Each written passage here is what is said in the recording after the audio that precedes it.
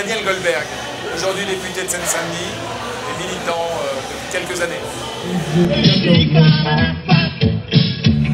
C'était une année, d'abord c'est les années de ma jeunesse, mais ceci mis à part, c'était des années où les choses n'étaient pas écrites d'avance. En tout cas, c'était le sentiment pour nous, qui avions 20-25 ans à l'époque, que l'histoire n'était pas écrite et qu'on avait la possibilité de changer le cours de l'histoire. Même si, bien sûr, l'aventure d'SOS Racisme est une aventure inaboutie, en tout cas pour cette génération-là, la première génération d'SOS Racisme, moi j'ai le sentiment qu'on a fait bouger les lignes. Hein, on était quand même un moment, avant SOS Racisme, où des gens étaient jetés de train. Alors bien sûr, aujourd'hui, avec le score que fait le Front National, on pourrait se dire tout ça n'a servi à rien. Je ne crois pas à cela.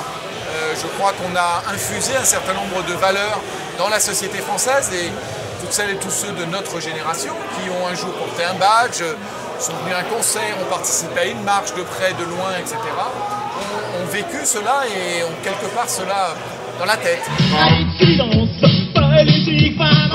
a le mouvement antiraciste, il y a le mouvement pour l'égalité des droits dans les universités aussi. Je dois avoir quelque part là un morceau une marque de matraque des pelotons voltigeurs de novembre-décembre 86.